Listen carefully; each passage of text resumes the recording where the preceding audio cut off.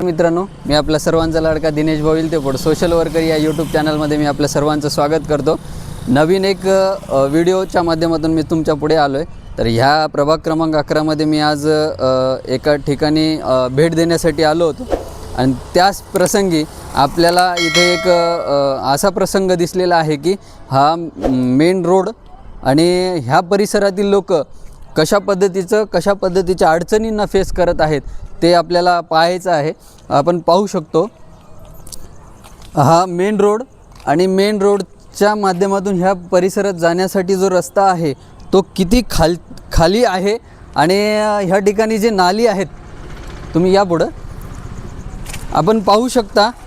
या ठिकाणी नाली दोन्ही साईडच्या ज्या नाल्या आहेत आणि ह्या रस्त्याच्या रुंदीकरणाच्या बाबतीत जर विचार केलं तर इकडं कुठली गाडी येईल, टू व्हीलर येईल, परंतु फोर व्हीलर कसं येईल ह्या बाबतीत सुद्धा विचार करण्यासारखा आहे। तर ह्या परिसरामध्ये सुद्धा काही आहेत काही लोक, त्यांनासुद्धा आपण त्यांच्या प्रतिक्रिया जाणून घेणार आहोत। तर चला तर मग प्रतिक्रिया जाणून घेऊयात। तर इथे पाहू शकतो आपण की ही जी नाली आहे मुळात ही नाली कित्येक वर्षापासून काढलेली नाही असं दिसून येते। तर आरोग्याच्या दृष्टिकोनातून हे कितपत योग्य आहे आजपर्यंत जर विचार केला तर धर्माबाद नगर परिषदेचं काम प्रशासनाच्या हाती होतं। तर प्रशासनाच्या हाती असल्यामुळे आजपर्यंत कुठलाच प्रतिनिधी नव्हता। त्या अनुषंगाने प्रशासन कितपत ह्या गोष्टींकडे लक्ष दिलेलं होतं तर हे पाहिल्यावर आपल्याला समजणारच आहे।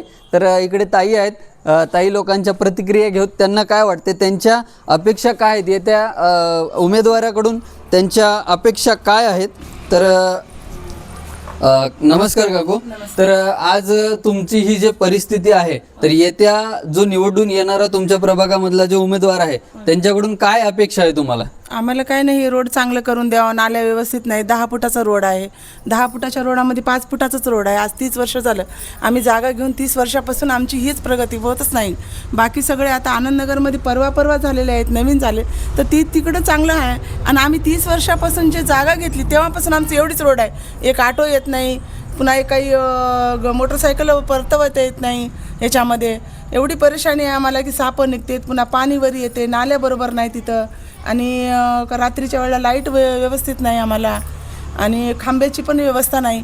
आज 30 वर्षापासून एवढे दिवसापासून आहे पण आमच्या गल्लीचं काहीच व्यवस्था नाही। आमच्या गल्लीला आम्ही आलं त्याला मतदान करा, हो आम्ही करतो म्हणते, जाते तेवढंच आहे। सांगून आम्ही थकून गेलोत। आमच्या गल्ली पाईप टाकलेले आहेत तर नालीमध्ये टाकलेत, नालीच्या पाईपातलं पाणी आम्हाला पिवावं लागायले। पाईपलाईन सुद्धा व्यवस्थित नाही आम्हाला, तर ते नालीच्या याच्यामधून पाईपलाईन आहे तर ते पाणी आपल्याला येते, जे नळाचं पाणी ते आम्ही पितो, आणि ते पाईप आहेत नालीमध्ये ते सुद्धा आम्हाला व्यवस्था नाही, लाईटची नाही। आणि पुन्हा आता हे जे वरी पाणी पाऊस पडलं वरी पाणी येते ते पण घाण होते सगळं, असं आमची परिस्थिती आहे। आदिवासी एरियासारखं आहे आमची गल्ली शंकरगंजमध्ये, इथं अशी परिस्थिती आहे। आम्ही सांगून थकून गेलो, आलं की मतदान करा, आम्ही सगळं व्यवस्थित करतो म्हणते, तेवढंच नंतर गेल्यावर काही नाही, जेवढं आहे तेवढं। बेरोजगार आहे, काही काम नाही, काही नाही।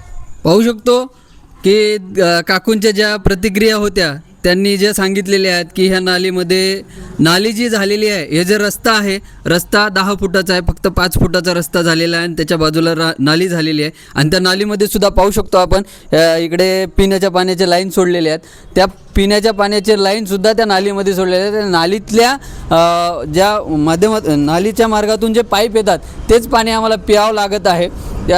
आणि आपण पाहू शकतो त्या साईडला तर तिथे जे मेन रोड आहे ते उंचावरती आहे आणि हे जी वस्ती आहे या वस्तीचा जो रोड येण्यासाठी आहे, पावसाळ्यामध्ये जे पाऊस पडतो तर ते पाऊस पडलेल्या पावसाळ्यात जे जमा झालेलं पाणी असते ते पाणी सुद्धा हे इथं पूर्ण साचलेलं असते। पण 5 वर्षापूर्वी एक जवान माणूस आमच्या गल्लीमध्ये नालीतून साप बाहेर निघाला, हाताला चावला, ते गेलं माणूस, 10 मिनिटांमध्ये जीव निघून गेला त्या माणसाचा।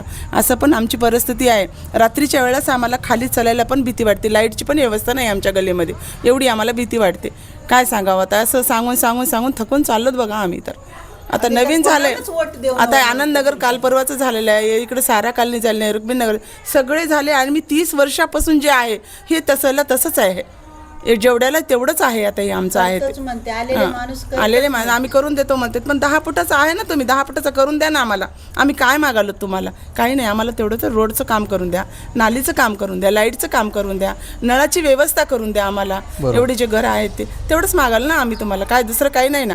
आणि एखाद्या कंपनी आणलं तर बेरोजगार आहेत त्यांना रोजगार द्या, एवढंच आहे ना. तो आपण ज्या अडचणी आहेत, दैनंदिन जीवन जगण्यासाठी ज्या मूलभूत गोष्टी लागतात ते सुद्धा इथे मूलभूत हक्कासाठीच मागणी आहे. आजपर्यंत इथे कोणी लक्ष दिलंच नाही असं ह्या काकूंच्या प्रतिक्रियेवरतून आपल्याला समजूनच चाललेलं आहे. तर काकूंनी बोललेले आहेत की इकडे स्ट्रीट लाईट नाहीत, अंधारामध्ये आम्हाला चालावं लागत आहे. खरंच आहे, पाहू शकतो आपण इकडे स्ट्रीट लाईटसुद्धा नाहीत. या नालीच्या माध्यमातून नालीमधून साप येतात. आमच्या परिसरातला एक तरुण इथे मृत्युमुखी झालेला आहे साप चावल्यामुळे. तर आपण पाहू शकतो इथे परिस्थिती आहे इथे, कारण हे पाहिल्यावर समजूनच जाईल कित्येक वर्ष झाली ह्या परिसरामध्ये स्वच्छतेसाठी कुणी लोक आली नाही, नाली साफसफाईसाठी सुद्धा कोणी आले नाही, हेच दिसून येते. तर सर्वसामान्य लोकांना काय काय त्रास सहन करावा लागत आहे हे आपल्याला ह्या व्हिडिओच्या माध्यमातून दिसत आहे तुम्हाला. तर येत्या 5 वर्षामध्ये यांच्या ज्या अडचणी आहेत ते दूर होतील का याबाबत विचार करावाच लागेल. तर नक्कीच ह्या प्रभागामधले जे उमेदवार असतील नक्की या परिसरातील जे अडचणी आहेत ते दूर करतील अशी आपण अपेक्षा करूयात. धन्यवाद.